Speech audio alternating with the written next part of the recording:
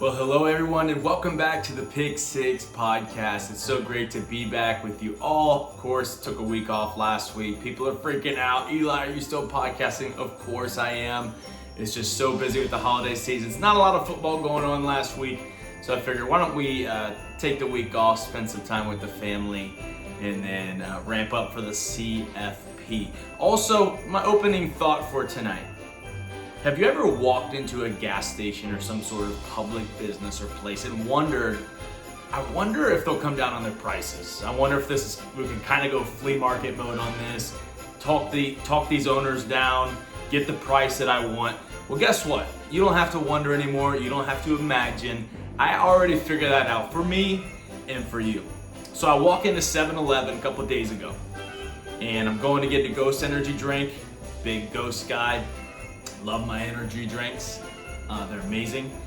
Anyways, I am getting ready to check out the register, and I love Funko Pops, okay? I think they're the coolest thing. My wife thinks they're absolutely stupid.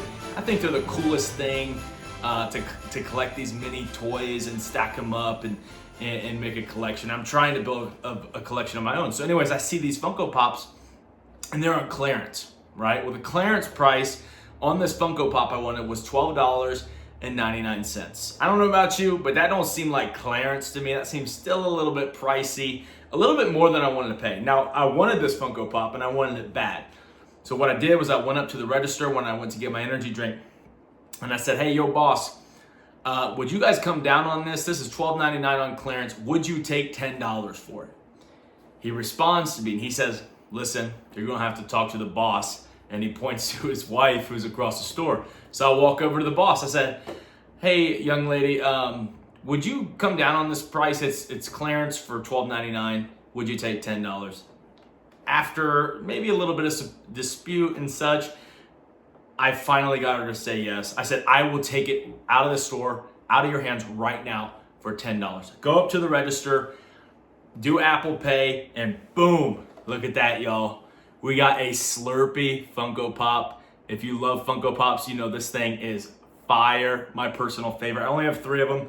This is my favorite one. Anyways, questions have been answered. You can bargain with gas stations and other places that are local businesses and really chain businesses as well.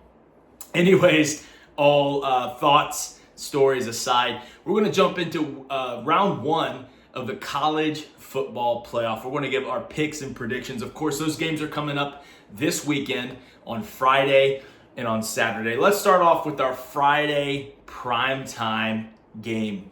We have Alabama on the road at Oklahoma.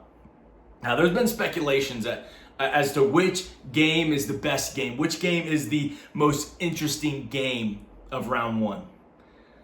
And while I think, Miami and Texas A&M puts up a fight and has an argument, I have to go with this game. I have to go with Alabama at Oklahoma. This is an SEC rematch. If you remember, they played last year during the regular season. Alabama got smoked. Jalen Milroe got smoked by that Oklahoma defense. It was like 23-3. They got cooked the entire game. Earlier this season, a month or 2 ago, very close game. Ty Simpson doesn't play too well. Several turnovers. Obviously, we know Oklahoma's offense is not world beaters and hasn't been world beaters for a long time. John Mateer hasn't looked the same since he got surgery on his hand a few weeks into the season. And they've been pretty slow. However, Oklahoma defense clutched up the game, beating them. I think it was 23-21. Oklahoma taking that win on the road. So rematch. I've said this, and I will say it again. It is so incredibly hard to beat one team twice, the same team twice in the same season. Not impossible, but it is incredibly difficult. Oklahoma in this game is favored by 1.5 points, and I just wonder what version of these offenses is going to show up. Are we going to get the Alabama offense that scored a whopping 7 points in the SEC championship? Are we going to get the Oklahoma offense who pretty much only scores or sometimes capitalizes off their defense's turnovers? I don't know. We're going to find out Friday night. I got a good idea of what this is going to look like. I believe it's going to be a low-scoring bout. However, I don't see Alabama and Ty Simpson committing too many turnovers, making too many mistakes like they did in the last game, and essentially losing this game for their team due to losing the turnover battle. So, in this game, give me Alabama not just to cover the spread and lose by 1. No, they're going to win outright. I'm rooting for Oklahoma. I want them to win. I'll be cheering for them Friday night. I like them better than Alabama. I just don't think they're going to get it done for the second time with the way that their offense has been playing. We have yet to see. But give me Alabama in the first game Friday night over Oklahoma, on the road at Oklahoma in the cold environment. I got Alabama winning this one 17-13. All right, game number 2. This is going to be on Saturday. It's a noon kickoff. I wish it was prime time. But, beggars can't be choosers. It is a CFP game on Saturday. We'll take it. We got 3 games on the slate Saturday. So despite some of the matchups being lopsided, I will take as much football as I can get at the end of December. So we got Miami going on the road at Texas A&M. This is a game I was so back and forth on. Just thinking I could see Carson Beck, pulling this one out for his team. I could see Miami's defense stepping up. However, I could also see Marcel Reed having a good game and playing well and not committing the several turnovers a game like he had the last few games of the season. I could see him bouncing back, and this A&M defense holding up and beating Miami. And I just kept going back and forth in Miami and Texas A&M and Miami and Texas A&M. Eventually, I had to just let it come down to who had the home field advantage.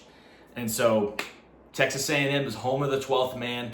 I'm going to take Texas A&M in a very, very close game. I think this game is a coin flip going, into the end of the fourth quarter. I think it's going to be a coin flip, back and forth.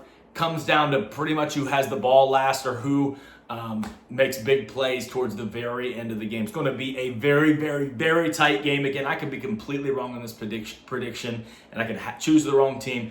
But it comes down to the home team. Give me Texas A&M winning this game and advancing to play Ohio State in round 2. All right, game number 3. We have Tulane on the road at Ole Miss. That sounds familiar, doesn't it?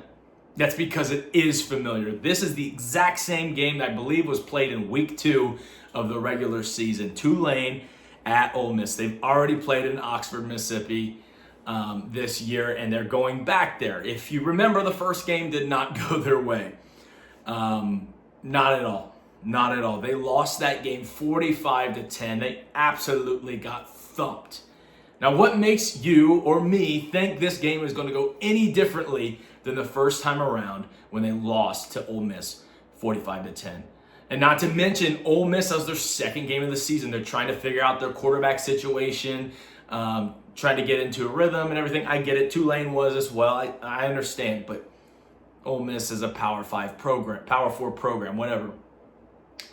However, I think it is a huge distraction having Lane Kiffin leave, having him take a lot of the coaching staff, and then some of them flies back in.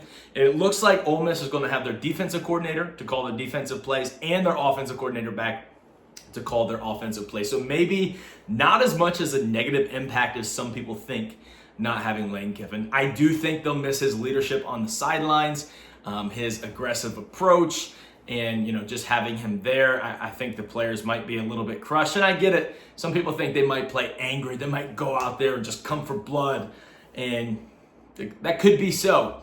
But I'm going to have to see it to believe it in the playoffs. However, I do think this is not a good matchup for Tulane, even with Ole Miss losing their head coach, even with all the distractions around the program. I do think Ole Miss is definitely going to win this game, like zero question in my mind.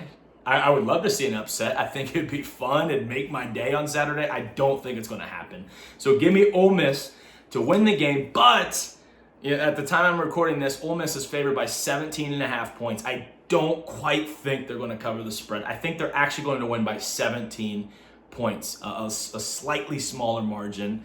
than the spread, which means Vegas is doing a great job because it's going to be really close to that line that they have there. So Ole Miss is going to win by 17. It's going to be 41-24 final score. Ole Miss is going to advance to round 2 of the playoff and face Georgia in an epic rematch. Can't wait to see that if my pick is correct.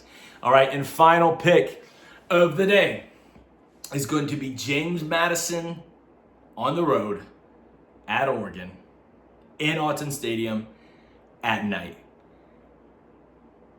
All I got to say is get the casket. Get the casket. I mean, you couldn't get much more of a tougher matchup than at Oregon at night as a group of 5 program. I mean, I feel so bad for JMU. Like shout out to them for going into this playoff. Whether you think group of 5 teams should be in or not, I'm of the opinion they should do their own thing, have their own playoff, have their own group of 5 championship. But it's awesome. It's a great accomplishment that they're here, that they can enjoy this experience until kickoff. I mean, Oregon's a 21.5-point favorite, and there's really not a whole lot to say here except for Oregon's better. Coaching is better. Their talent along the edges, their skill players, better. In the trenches, offensive line, defensive line, they're better. Quarterback, they're better. And not that James Madison's a bad program. Obviously, they've been good ever since Signetti has just done a great job there before he went to Indiana. Great program, great group of 5 team. I just don't see any sort of competition. Like I can see in the past game, Tulane and Ole Miss being a little bit of back and forth or competition, or maybe closer than some people think. This one, absolutely not. 0 chance. Write it in the books.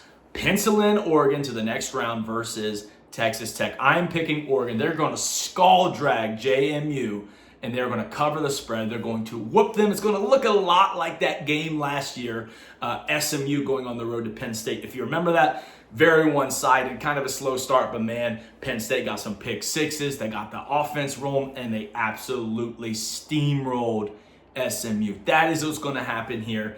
Oregon's going to skull drag JMU, and they're going to win 38-7. And I think they're going to put up a fight. I think Oregon's going to do very well in the quarterfinal. Obviously, we'll talk about that more. We'll cross the bridge when we get to it. I think Oregon's got a good chance to make it into the semifinals, maybe even the Natty if they can get a lucky not maybe a lucky performance, but a good performance versus Indiana in the rematch. I think they have what it takes to take down Indiana in the second game. But anyways, I'm not going to do all my picks for the entire bracket. I'm going to do them one round at a time because that just makes it more fun. We're able to produce more content. However, I will give you my national champion, and it's right behind me. Come on. You can call me biased. You can call me whatever you want, but I truly do believe the Ohio State Buckeyes, all my fandom aside, I think they are the best team in the country. I think if we match up again today against Indiana, we would not lose that game. I think that was 9 times out of 10, we wouldn't lose that game, and that was the one in the Big Ten Championship. So I think we're absolutely going to bounce back, whether it's facing Georgia in the, whatever it is, semifinals, Indiana in a rematch, or maybe Oregon in the Natty, or Texas Tech. We'll see who it is that we're faced up against. But I think Ohio State is going to steamroll just like last year. It's dangerous things, scary things happen when we lose 13-10 going into the playoffs. It ticks our guys off. It gets us motivated. It gets us going. I think we're about to go on a generational run. Give me the Buckeyes going back-to-back national championships. All right, anyways, thank y'all so much for tuning in today. We'll see y'all back next week as we make our round 2 CFP quarterfinal picks, breakdowns, and predictions. So have an amazing weekend. Enjoy some college football. And remember, Jesus loves you and he has a plan for your life. God bless you.